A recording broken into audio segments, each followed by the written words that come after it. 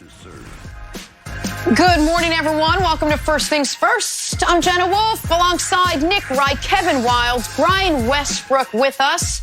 Mark Ingram is going to be stopping by in a little bit. Lot to ask him about. Lots coming up on a Wednesday morning. Are the Dallas Cowboys the next New England Patriots? Wait till you hear how much Dak is rumored to be asking for. And Tom Brady appears to be open for business. That's where we start this morning. The Bucs' new quarterback matching up with some of his new best friends yesterday. It was less how you doing and more how's your route running. A 7 a.m. start time for a 2-hour throwing session down there in Tampa. Welcome to the Brady way, guys. Mike Evans was there, among others. Rob Gronkowski was not, among others. Either way, Brady's arm reportedly looked live. Guys, we talked about one of the concerns during this abbreviated offseason being how they were going to develop chemistry, new quarterbacks, new receivers. Brian, it's May, and Tom's already out there with his guys. So I ask you, how valuable is this time actually going to be, and this time that Tom is getting going to be? Well, you know, Jenna, when you talk about the off-season training, you talk about OTAs, you talk about minicamp, all those types of things. But in my opinion, this time that you have by the side, I'm talking about without the coaches, but it's just the quarterback, receivers, and maybe some tight ends and running backs, is the most important time, because as a quarterback and receiver, you want to be able to look at the defense, you want to see the leverage, and you and the receivers have to be able to see the exact same thing. And now I have that nonverbal communication with that receiver and be able to say, you know the route that I want, and I need you to get to that spot. Those things are honed during these sessions with just the quarterback and receivers and running backs, guys that are going to catch the football. And for Tom Brady, a 42-year-old quarterback, building those route depth, the ball placement, that communication with those receivers is very, very valuable. The other part, when you talk about Tom Brady going to a new team, is that you're building that camaraderie. You have a 42-year-old quarterback with a bunch of 20-year-old guys. And I remember back when I was younger and we were in Philly, and Donovan would always have throwing sessions out in Arizona. And it was all about building that camaraderie. It was about honing those routes, getting the route, or the right route depth, all those different things. But most importantly, it was about the communication and the togetherness, the bond that we were able to share with the quarterback and all the other players on the team. And I think that's probably going to be the most important thing for Tom Brady, being able to talk to those guys, having an older quarterback and younger guys coming together as far as off the field stuff, especially during the time where you're not going to be able to do the mini camps or OTAs as much as we have in the past. That's going to be critical. And I think this time with the receivers is invaluable for Tom Brady.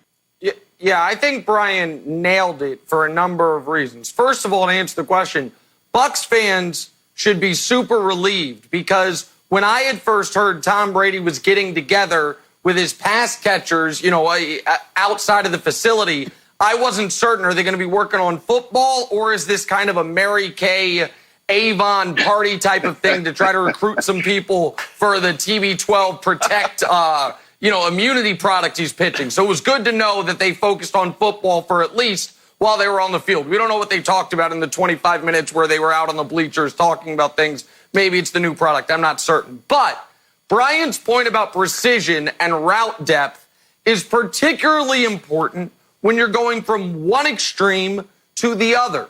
And you don't get a bigger gap between styles of quarterbacks from Jameis to Tom Brady. And if you're a Bucs receiver and you've played with Jameis Winston, it's probably been easy to forget or lose the attention to detail a bit on the little things when your quarterback had been awful at the biggest of things, which is not turning the ball over. If your quarterback's averaging 2 turnovers a game, it's probably hard to really convince a young receiver 7 yards means 7 yards, not 7.5 or 8 yards, when you're thinking, yeah, and white jersey means white jersey, not blue jersey, running the other way. And if there's one thing Tom Brady's still going to be great at, it's going to be not turning the ball over and developing these relationships and making sure guys understand what is super important in the red zone, which reportedly they worked on, is that you are exactly where I expect you to be.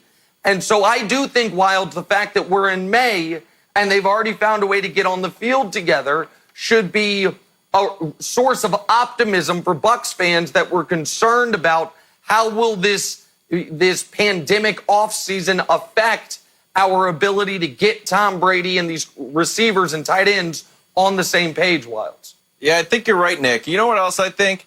I think old people hate uncertainty. Just look at your own life, whether you're at home or you're on the panel right now, and just think like when you were 20, you were okay with some uncertainty. What are we doing tonight? I don't know. Let's just go do it. And every year you get a little bit older, you just want things planned a little bit more. Like I looked at my toaster the other day and the toast came out and it wasn't really well done. And I'm like, you know what, toaster, I can't trust you. You might have to go. And that's the same way with Tom Brady. Except not about a toaster.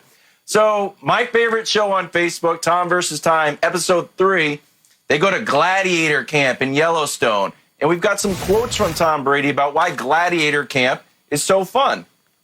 Number 1, for me, getting out here and being with 2 of my teammates is invaluable time because you get a lot of one-on-one time. Nick, he was with your buddy, Julian Edelman. At that point, Julian Edelman was making no comments about your hairline. Number 2, it builds special relationships. How do you build trust? By the way, Mark Ingram coming up on the show later. How do you build real love and caring for one another? Now let's fast forward to the famous Howard Stern interview that he did. Howard Stern was talking to him about the personnel and Belichick. And Tom Brady said, I would say to Belichick, I don't have trust that this guy can help us win the game. I've definitely expressed my opinion to say, if you put him out there, I'm not going to throw him the ball. So I think out of all the quarterbacks in the NFL, since Tom Brady's a little bit older and older people do not like uncertainty, Jenna, Tom Brady values trust more than any other quarterback. It's a good point. I don't understand what you mean by old people not understanding uncertainty. I'm open for anything every night, so I definitely don't fall in that category. Brian, let me ask you this. We have heard for years about the... Okay. No, not old. I'm open for anything. I'm young. I'm not old. Did I do that wrong? Patriot Way, right? We've heard for years about the Patriot Way. You know what we haven't heard? Nick, be quiet. What we haven't heard? The Buccaneer Way. Do you think it's possible for Tom Brady to bottle up some of that Patriot culture, bring it to Tampa, and get the guys to buy in? Nick mentioned 7-yard route running, precision, all of that, the hours he puts in and out.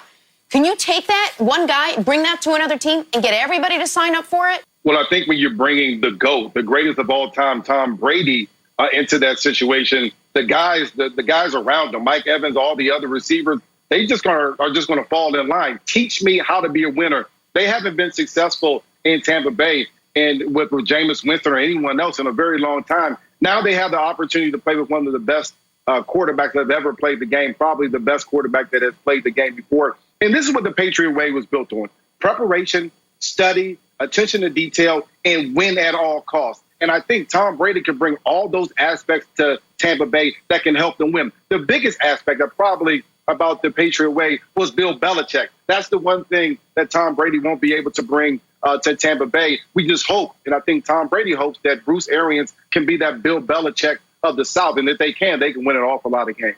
And you did, if you saw the pictures, and credit to the Tampa Bay Times for having a reporter out there for getting this story so we all know it, and they have the exclusive rights to the photos. But if you go to their website and you check it out and support your local newspaper, America, something very interesting stood out to me. All of the guys out there are either shirtless, wearing tank tops, or just some T-shirt. That's it.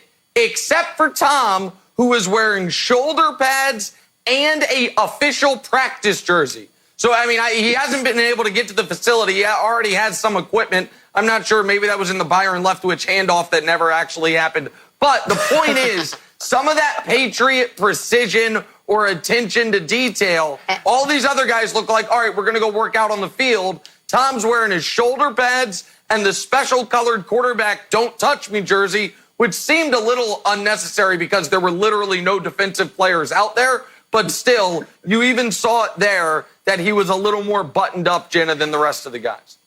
And to your point, Nick, he could have called this 2-hour training session for 9 a.m., let the guys sleep in. He made it 7 a.m. He wanted to see who wants to show up, who wants this badly enough. So I think you see a little bit he needs of the rest that of his Brady day to Patriot hawk way that, seeping in. pro-immunity protect product that he's putting out on exactly. Instagram. He's got big days ahead of him right now. All right. Sorry, Wild. Sorry. We'll give you a break, commercial break, to let this all sink in. We got to take a real commercial break. Great guest coming up shortly in Ravens Pro Bowl running back Mark Ingram, but the Herd may have had the best guest of all time. Check out Colin Cowherd talking to Michael Jordan's now famous pizza delivery guy who may or may not have poisoned him. Okay, so then you make a pizza, and you make a pepperoni pizza, and thin and crispy. Thin crust. Yes. Was the pepperoni good, moist, fresh, or what? Yes, it was funny. I happened to make the joke. I was like, I need to take care of this because, in joking manner, mind you. I said, I got to make this pizza. I don't trust any of you guys. You're all Jazz fans. You all do something to this pizza. So I went ahead and made the pizza. Back here, first things first, with Brian Westbrook. A little drawing a blank. When Tom Brady took his talents to Tampa this offseason, Matty Ryan took notice, saying, Brady being added to the NFC South makes the division a battle every week. Don't worry, Matt. I'm sure Breeze and Bridgewater aren't thrilled about it either. Hey, Nick, the competition in the NFC South this season will be blank. I'm going to say in response to Matt Ryan's comments, I believe it's going to be calendar dependent because when you look at the Atlanta Falcons, very odd scheduling kind of fluke for them. They don't play a single game against the Saints or the Bucks until November 22nd. They play the Saints twice late, November 22nd and December 6th, and then Tampa in weeks 15 and 17, December 20th and January 1st. So why does that matter? Matt Ryan gets the two oldest quarterbacks in really NFL history, oldest high-level quarterbacks late in the season. We've seen Drew Brees and Tom Brady over the last year or so. Their play dip late into the year. Brees last year had that 5-game respite that maybe helped him to where he was able to maintain up until that playoff game. So if the Falcons are going to be contenders in this division, they got to take care of that very difficult early stretch or non-divisional games and then hope that Breeze and Brady have atrophied a bit, if you will, late in the season. So I say it's calendar dependent for them, Brian. I'm going to say Hall of Fame. This is for Hall of Fame bragging rights. I just know when I talk to the guys that I played with, whether in the NFL, high school, or college, when we sit around the table, all we do is brag about the times that we played against each other and I had 200 yards and you didn't do anything. And so when I see Drew Brees, Matt Ryan, and Tom Brady all in the same division and all sitting around the table with gold jackets on, they'll be talking about the time that we played each other twice a season and I beat you and I had over 200 yards and I had 4 touchdowns, all of those things. So this is all about Hall of Fame bragging rights to me. Side note, that's also the conversation Brian and I have. Brian says he had 200 yards and I didn't do anything. And I say, yeah, that's true, Brian. I didn't play in the NFL. It's not really a fair comparison. But if we could put up the Buccaneers schedule one more time, those last 3 weeks, and Nick didn't mention it, Matt Ryan is going to be, look at those last 3 weeks. He goes up against the most electrifying, young, and dynamic quarterback in the NFL. Then it's Patrick Mahomes. Then it's back to Brady. So it's a really gauntlet there to end the season. I know Coach has got them going to the Super Bowl. Those last 3 weeks are tough, Jenna. Oh, Wilds. I love it. All right, moving on to Nick's favorite thing, a list of something sports-related or non-sports-related, just a list is his favorite thing. NFL.com released their top candidates to be the next great dynasty in the NFL. It went Chiefs, Ravens, Niners, and Cowboys. Yep, the Dallas Cowboys coming in at number 4 as a top candidate to be the next great dynasty in the NFL. Nick, Dallas being named contenders is blank. I'll answer that in just one question, but I have to button up Brian's comment from the previous answer because I don't know if America recognized it, but a little Easter egg there. Brian Westbrook with a little jab to Eli Manning's ribs because I was checking during your answer 200-yard games where a potential Hall of Famer played poorly. December 2008, defending champion Giants Brian Westbrook leads the Eagles to victory. Eli throws for like $140 in a Giants loss. So take that, Manning family. Next time you see Brian Westbrook, he's bringing up the game from December of 2008. Great job, Brian. Now, to answer Jenna's question about the Cowboys being the contenders for the next dynasty, shockingly plausible. And here's what I mean.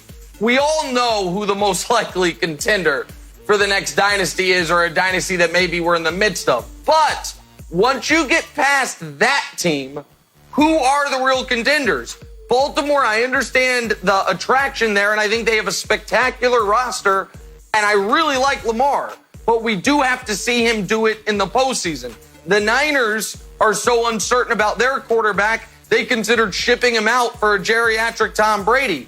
Then there's Dallas that just upgraded at coach, believes they have their franchise quarterback of the future, has spent all this money on super talented offensive players, and made some underrated offseason additions on the defensive end, most notably Gerald McCoy. If Mike McCarthy learned from the end of his run in Green Bay, I do think there is a window where a team that hasn't been to a conference championship game in a quarter century all of a sudden could start going on consecutive deep playoff runs. So, Brian, while I wouldn't predict it, I don't think it's totally off the board. So I say it's shockingly plausible. Plausible? I'm going with misleading. Here's the deal. They still haven't signed Dak, and we don't know what's going to end up happening with that contract if he comes in with the franchise tag, all those different things. We don't know if Dak and Mike McCarthy are going to work well together. We're not sure if Mike McCarthy is going to love Dak or he's going to find someone else to be that quarterback. Maybe Andy Dalton, who they brought in the offseason. The other part is we don't understand how this defense is going to be better. They were 25th in the league in takeaways. They're losing Byron Jones, their best cornerback. And so we don't know if this defense is going to be better for this high-flying offense that has all these weapons. And last but not least, don't forget, they still have Jerry Jones as their owner, who has been known to meddle with different things. So you're talking about a dynasty. Maybe they'll win for this year. Maybe they'll even win for next year. But to build a dynasty, you have to win year after year. I think that the Jerry Jones effect certainly will play a factor into that at some point. Okay, and I was also doing my own research here, Brian. That was interesting that you were bashing the Eagles. You played for the Eagles. Yeah, I just researched that. It was interesting. I'm a little biased. Big fan of the Cowboys. I want to dispel the notion that there's any dynasty coming. And everyone talks about the Patriots dynasty is over, which it's not, now that we have Jarrett the Javelin, by the way. But there is no torch. The dynasties are more like a dusty old motorcycle. If we could put up the graphic here. I say a dusty old motorcycle because it's got to sit for a while. And then you got to say, what's this old thing? And it's got, oh my goodness, son, I won the town championship in this motorcycle. So you've got the Steelers. They go on a run, 74-79. Then the dynasty sits in the garage. Then 81-89, here come the 49ers. Then it sits in the garage. 92-95, Cowboys sits in the garage for a few years. And then 01-19, a very long motorcycle ride for Bill Belichick on his hog out there in Nantucket. Boom, boom. So the moral of the story is there's no dynasty coming. There's no dynasty. Maybe it's 5 years out, maybe it's 6 years out, or maybe Bill Belichick just keeps it. But it's not a torch. It's a dusty old motorcycle, Jenna. All right, then I, too, am going to do a little research, and it appears there are no hogs allowed in Nantucket, so your whole dynasty motorcycle dust thing is out the window. All right, on to the Dolphins. Oh, it's a motorcycle. They used their 5th overall pick on quarterback Tua Tagovailoa. Feral pig. My God. She just doesn't understand. And though quarterback Ryan Fitzpatrick says he's Tua's biggest cheerleader, he also wants to be out there playing. Nick, the Dolphins quarterback competition between Tua and Fitzmagic this offseason, I do know what a hog is, will be blank. I just love it. Wilds' giving his answer, he even adds a literal and unnecessary, may I add, motorcycle sound effect. And Jenna's still like, I don't think you can have pigs in the city limit. I don't think it's allowed. I just don't. Yesterday you thought the movie Castaway was a sports movie about volleyball. Today, okay, never mind. I love you, Jenna. The Miami Dolphins quarterback competition this offseason will be uncompetitive. If Tua's healthy, he's the guy. Fitzpatrick's a good guy and everybody likes him. He's not a good quarterback. If Tua's healthy, he's the quarterback. So it'll be uncompetitive. It's just about health. If he's healthy, Brian, he's the guy. I agree with you there, Nick. I think it's going to be brief. I think that you're right. If Tua's healthy, he is the guy. But there may be a chance that Brian Flores says, you know what, even if healthy, you'll go out there and win the job. We still may hold you to 2021 just to make sure that you're healthy, because we're trying to go in a run. We're not just trying to win this year. We're trying to win for years to come. So they still may hold them to 2021, but the competition side of things will be very, very brief. I thought Fitzpatrick's interview had a real emotional depth, and it reminded me of Jarrett the Javelin and Brian Hoyer. Brian Hoyer also going to compete for the starting job. Well, we all know it's Jarrett the Javelins, but there is a camaraderie there that will make the team great.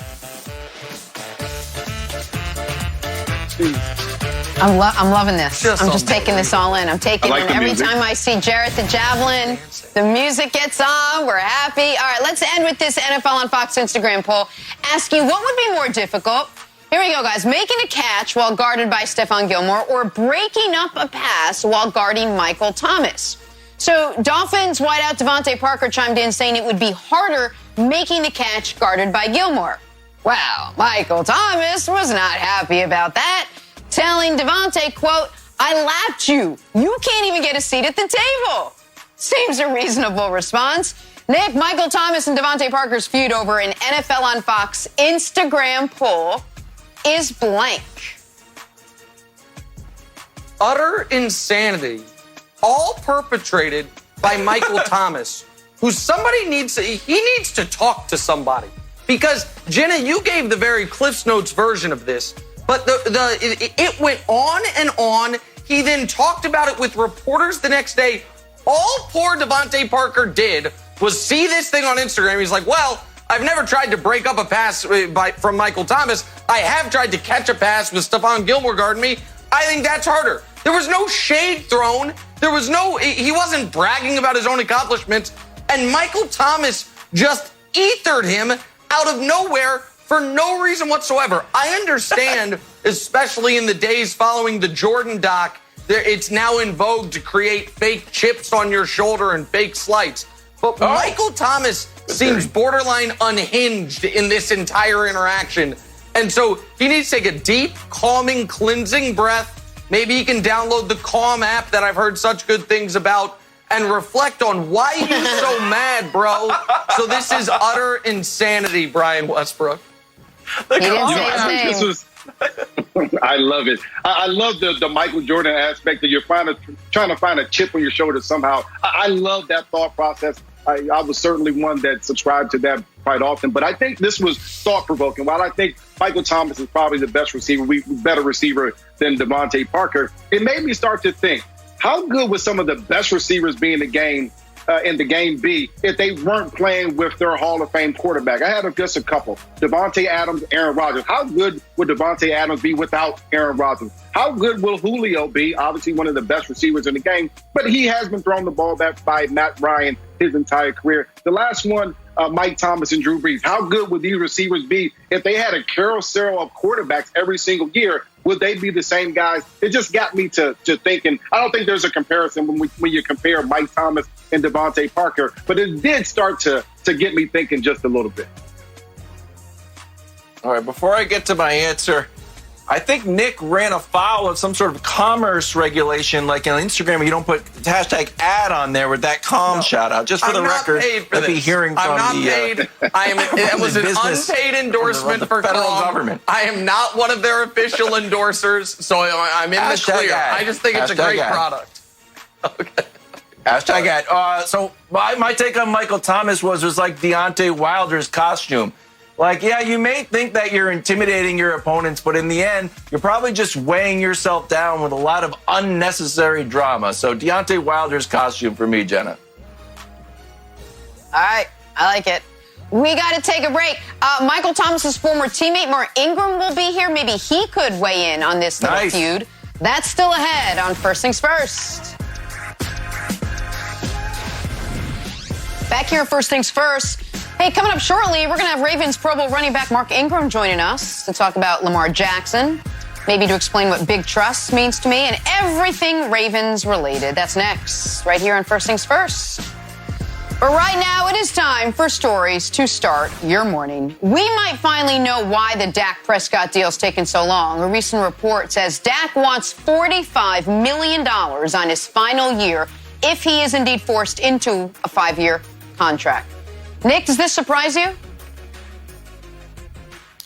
Well, the number is shocking at first blush, but this is, Dak's been far better at the negotiating side of this than the Cowboys. Dak wants a short deal because everyone in the NFL should want their deal to expire as close to the time that their guarantees expire as possible. So he wants a 4-year deal. The Cowboys want the certainty of a 5-year deal, knowing that if something happens prior to that 5th year, they could cut him anyway.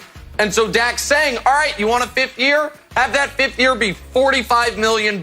Hey, I'll sign a 5-year deal, but I want that final year to be an outrageous sum of money.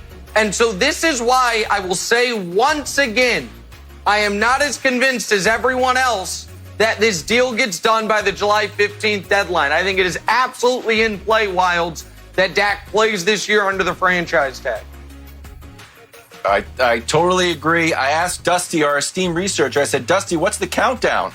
And he said 56 days and just under 9 hours. So, Nick, in 6 days, we are going to start the official First Things First Dak emergency panic meter. 6 more days, then we'll be under 50 days. Oh. That's the countdown to the countdown. 6 days, Brian. You know, I don't know. And Nick mentioned that it's a out of the line type of number. I don't know that it is. We're talking about 5 years from now.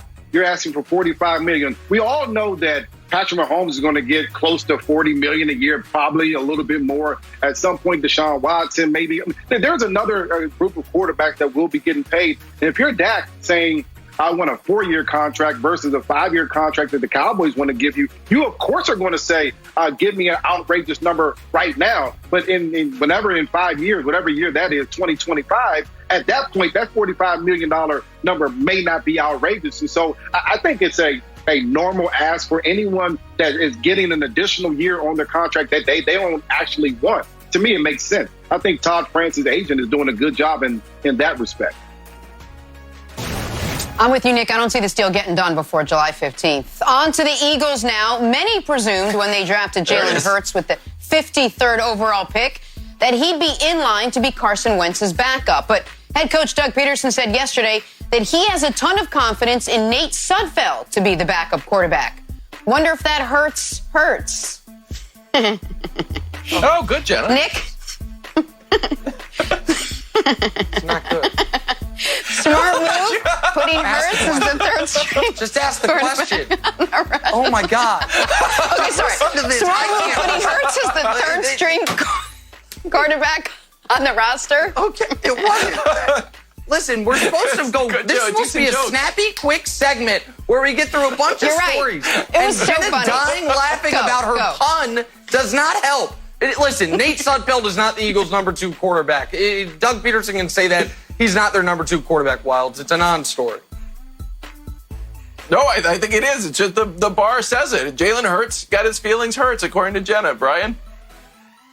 You don't draft a quarterback in the second round with the 53rd pick overall to make him your third-string quarterback. Of course, as soon as camp starts and Jalen Hurts gets out there on the field, he's the number 2 quarterback behind Carson Wentz. All right, moving on to the Giants. All business now. Saquon Barkley regressed from his rookie to his sophomore season. We may now know why. Saquon admitting his ankle wasn't 100% last year. Brian, back to you. You expect a fully healthy Saquon to have a bounce-back season? No doubt about it. I remember having an ankle injury. I had a high ankle injury, and it bothers you the entire season. So it can feel a little bit better on some days than others, but it's going to bother you all season long, especially when you're playing with as much quickness and quick jump steps that Saquon plays with. Of course, it bothered him all year. I think he has a great bounce-back year this season. Nick, I know you've got the Giants only winning 2 games, and you also know that I live in paralyzing fear of sentient yet soulless robots invading my home and taking over my life. But the Madden simulation has the Giants through week 9 at 5-4, so I expect big things from Saquon. Well, the Madden simulation's wrong. We know that. But listen, this is actually a big story because it is such a stinging indictment on Dave Gettleman and the Giants franchise. You knew last year you were competing for nothing. You did the almost impossible to justify thing in the modern NFL of drafting a running back number 2 overall. And then you take your most valuable asset, who's one of the highest paid running backs in the league, even though he's on a rookie contract, and you have him play in a compromised fashion throughout the year. We talked about it last season. Why is Saquon already back from this high ankle sprain? He can't possibly be right. And so I hope it didn't do lingering long-term damage. I'm glad he's going to be healthy again this year. But what incredible franchise malpractice to put your early 20-year-old star running back out there. Why? So he can scoop up some of Daniel Jones's fumbles and another loss? It made no sense last year, and now we have confirmation of it, Jenna. Well, Daniel Jones. Danny just got thrown under the bus. He wasn't even part of it. Sorry. On to some golf now. Not just any golf, perhaps the most anticipated foursome maybe ever. Tiger, Peyton, Phil, and Brady. It's called The Match. It is this weekend. It is all for charity. Tiger tweeting this hype video writing, Peyton and I are grinding. Nick, are we Zoom watching together this weekend? And if so, how much are we putting on the line here?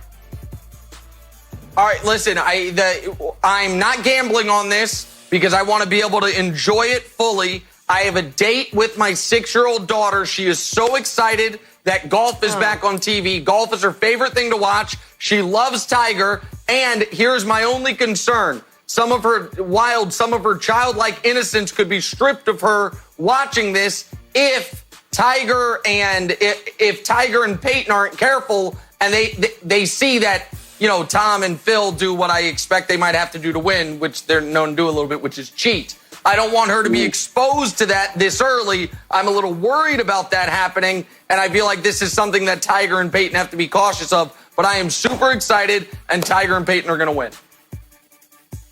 Okay, there's no possible way they will cheat. That is an outrageous allegation. There's no way to deflate a golf ball, Nick. You should know this. Brian? Well, I tell you, I'm probably just as excited as Nick and his daughter just to see some competition out there. I want to see how Tiger in his intensity, especially about his game, goes with Peyton's dry humor. That's probably the thing I'm looking forward to seeing the most. Good. All right, on to some boxing now. Here we go. Evander Holyfield recently said a potential fight with Mike Tyson could be something big, but made it very, very, very clear it would just be an exhibition because, quote, ain't nobody getting a decision or win or lose or going for knockouts, unquote. Brian, you really think Tyson wouldn't be going for a knockout if you put him back in a ring as competitive as he is? Well, listen, I'll tell you this. If I had to compare the workout videos, Evander has no chance of winning this at all. And Evander better have a phone call with Mike Tyson to let him know that they're not going to be going for knockouts, because when I watched that workout video that Mike Tyson is doing, he's going for a knockout. And just like he's done his entire career when he was boxing, he's going for a knockout. There's no doubt about it. That video strikes fear in me just watching at home from my computer. I would be concerned if I'm Evander Holyfield.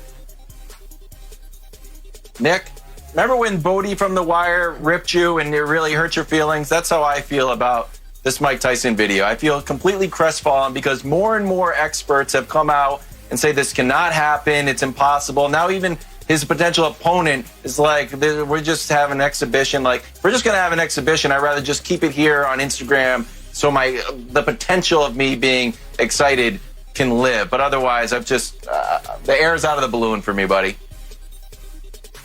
All right. Yeah, Wilds, I do remember when Bodie from The Wire ripped me. It happened 2 days ago, and I said it was the worst moment of my life. You know I remember it, and you have no reason to force it into the show right now other than to hurt me personally. I had finally gone a few hours without thinking about it, and now I'm all wrapped in my head again. All right, but this is, to answer the question quickly, this is why Evander can't be a part of it. Evander doesn't want that smoke, that's fine. Find someone who does. And I talked to Chris Mannix about this. He's like, oh, Tyson, maybe 3 rounds, headgear exhibition. Miss me with that. Give me a real fight and with a real fighter, and let's see what Mike can do. So, yeah, anyone that wants it to be for charity with big gloves and headgear, no, that's not what we're here for.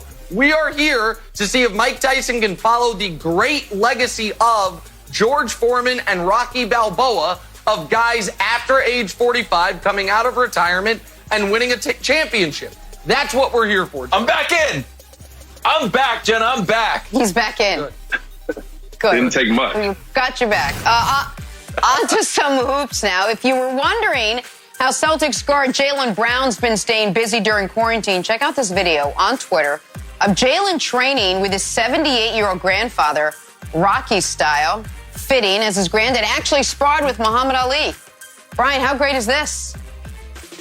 I think this is absolutely awesome. Anytime that you can spend time with your grandfather, especially doing something that you love, I think it's precious. The one thing that I continue to think about as I watch this video is my knees. And running on asphalt can't be good for Jaylen Brown's knees. And I'm thinking about my knees. They're swelling up as I'm watching the video. Hey, Nick, this is a heartwarming story. He moved his grandfather up from Atlanta so they could be together. And he's talking about not only running, but he's jumping rope and doing a lot of old school boxing activities. He said he's in the best shape of his life. So if the NBA season picks up, boom, Celtics all the way to the championship, wherever it's going to be. Well, listen, I love the video. I'm happy for Jaylen Brown. I'm happy for his family.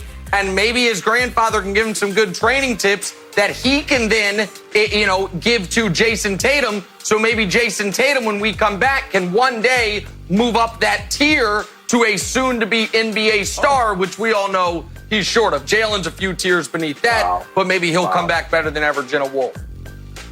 Connected a lot of dots to get there, Nick, but you got there. I like it. Hey, take a break. Coming up, Ravens Pro Bowl running back Mark Ingram is going to join the conversation. That's next. This is First Things First. Let's go.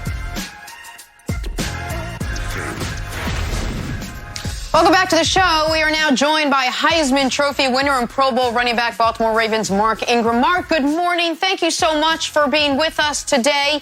You are here on behalf of Walgreens and tomorrow's 6th annual Red Nose Day. Why don't we start off the interview by just sort of giving us some details, telling us a little bit about that? Yeah, well, I'm excited to partner with Walgreens on this great cause, Red Nose Day. Basically, it's an annual campaign to raise awareness and funds to end child poverty. So all the donations, 100% of the donations go to help kids eat, stay educated, stay healthy, stay safe. And I think that's very important, to take care of our youth and make sure they're good and thriving. So be able to partner with them on Red Nose Day is a blessing, and I'm excited that they, allow me to partner with them for this great cause. Mark, last year, you and that Ravens offense was the story of the NFL season. I know we put a disproportionate amount of focus in sports commentary on how a season ends, but over the journey of the season, you guys took the league by storm, and you were a dominant, almost unprecedented offense in your guys' approach. What was that ride like throughout September, October, November, December, and watching not only what Lamar was doing, but what you as an offense as a whole were able to do? Man, we just had so much love for each other. We had guys who care about the game of football. We have guys who care about each other, great character guys who understand the value of stacking one day at a time, putting in the work so we can go out there and have success on Sundays. And we'd work hard all week long, and we'd go out there and we let it loose on Sundays, and we have fun doing it, man. When you're out there making plays and you're out there winning games, it's a great time. It's a fun time. And I'm just thankful to be in a great organization with great players, great ownership, great coaches, all around, man. It's a first-class organization, man, and they have a championship mentality, and it showed last year. Unfortunately, we weren't able to finish the job, but I know we've had a good offseason, and everybody's eager to get back so we can try and get that championship back to Baltimore. Mark, I saw a video of you working out, and the video was fascinating, and the caption was fascinating. I want to read the caption, then ask you a question. Working with my guy, Mark Ingram, on some combined hand-eye coordination and footwork endurance to improve disassociation of hands and feet with increased cognitive demand. Okay, so can you break that down in plain English? And specifically, what are you trying to accomplish with this drill, and how does it translate to the football field? Basically, that's very doctor terms, and it sounds awesome. So, like, no, but you're basically just trying to keep your foot going while catching these tennis balls that he's throwing at you, and kind of the disassociation of your feet and your hands. You can't concentrate on your feet, really, but you got to concentrate on your hands, so you got to be able to do it both, be effective while doing both. That was my first time doing the drill. Dr. Reef always comes up with some crazy stuff. This was helping me rehab my calf, which I kind of injured a little bit towards the end of the season. So it helped me rehab my calf. Also, a little bit of cardio, light cardio. You don't notice it right now, but you'd be breathing hard after about 10 sets of doing these different variations of footwork on this Bosu ball. But just putting work in, man. Just putting work in, trying to get better, trying to stay healthy, and trying to improve to, have a better year this year. I like it, Mark. The disassociation, right? So you're not thinking as much when you get out on the football field. So your relationship with Lamar, it was really fun to watch last year. You were sort of his hype man all season long. The guy goes and wins the MVP. Going into this season, how much better can he get? What is his ceiling, as well as we saw him play last year? I mean, you probably know him better than anyone. Man, I don't think he has a ceiling. He's just an amazing athlete, amazing football player. He has the drive to want to be the best. He has the focus to want to be the best. He has a work ethic to, want to be the best, And I just admire the way he approaches everything, man. He appreciates his teammates. He appreciates those around him. He doesn't think he's bigger than anybody. He's really humble. And, man, I think he doesn't have a ceiling. I think he's going to improve a lot this year. It was his second year, and last year, and this year is going to be his third year. And I think he's just going to continue to get better, continue to improve. And I think that's what scares people, is because I don't think we've seen the best of this kid at all yet. Mark, we've gotten to know Alvin Kamara a bit on this show. We had him on his rookie year. We've had him on a few times since. And every time he's talked about how instrumental you were in helping him learn how to be a pro, helping him become the best version of himself as a player. And he was taken, I think, with the 67th overall pick. Now, in Baltimore, you guys just took J.K. Dobbins with around the same, I think it was 55th overall pick. You obviously have experience helping the highly touted, highly drafted running back out, but you also have the experience of the year after they draft that guy, you went and had to find a new home. So when you see J.K. Dobbins drafted, I imagine there's some push and pull emotionally for you, and I don't know if you can explain that to us from a player's perspective. Man, this is the NFL. They're always looking to find a young, new, fresh player. I don't think there's ever been a year in the league where I haven't had to compete in the running back room, or where they haven't tried to bring a young guy in that, is going to be great for the team one day. And I'm not afraid of competition. I'm not afraid of having to prove myself year in and year out. And in order to win a championship and be a great team, you got to add great players. And New Orleans did that, adding Alvin, and Baltimore surely did that this year, adding J.K. and all the other picks we got. So, we just try to grow together as a team. You try to iron sharpen iron, man. It sounds cliche, but it's true. Competition breeds excellence. So if everybody's running to their best abilities and playing to their best ability, it makes you have to elevate your game. So if everybody's elevating their game, everybody's playing at a high level every single week, every single game, and that gives you the best shot at winning a championship. So, you just welcome it, man. You welcome it. You work your butt off, and you don't worry about things you can't control. I can control how I prepare. I can control how I come into the season. I can control how I play. And, that's how it goes, man. I'm excited about him joining the room. I like him. He's reached out to me. We've been talking. And, I think we're going to have a great room, and we're going to do great things. Mark, I'm going to switch gears a little bit and ask you about the Jordan documentary, The Last Dance. And because I think you're an interesting person to ask this question to. We saw so much intensity, and Jordan refers to himself as a tyrant and being really demanding and at points mean to his teammates. Then we see some videos of the Ravens, and it's a big love fest, and it seems like the best chemistry in the NFL. How do you balance, or what was one of your takeaways from The Last Dance, and how demanding and meanness versus kind of joy and positive chemistry? I just think the environment of every team is different. And what Mike had going on, man, was second to none. That was my favorite team growing up. Watching him, he was my favorite player. And he said that, like, when he first got to Chicago, they weren't a winning program. So when people came to the Bulls, he had to make them play to his standard of excellence. And his standard of excellence was championship or nothing. So if he felt like he needed to, get at you or confront you in order to get the best out of you, then that's what he did. And sometimes, he let Rodman go to Vegas in the middle of the playoffs. You know what I mean? It was just, you just give and take. And, he had three-peated 2 times in a row and best player of all time. But I think it's just the environment of your team, man. You have, even if you do have, a lax feel about it, you have to have guys that understand. You have to be able to lock in and perform at your best when it's time to play the game. And, you can have fun. You can be loose. You can love being around each other. But when it's time to play the game, when it's time to kick the ball off, you got to lock in. You got to be playing at the best of your ability and at the highest level possible in order to, get a win for your team. So it's just a balance between the two. And every team has a different environment. Every team has a different personality about it. Mark, I know that week 1, everyone's going to say we're focused just on our next opponent. You guys have a Cleveland team that actually was one of the only teams that beat you last year. One of the only teams that's beaten Lamar when he's been a starter. I think you're 19-3 in the regular season with Lamar as a starter. But the other game you have early is a team that I'm curious, we got about 60 seconds here.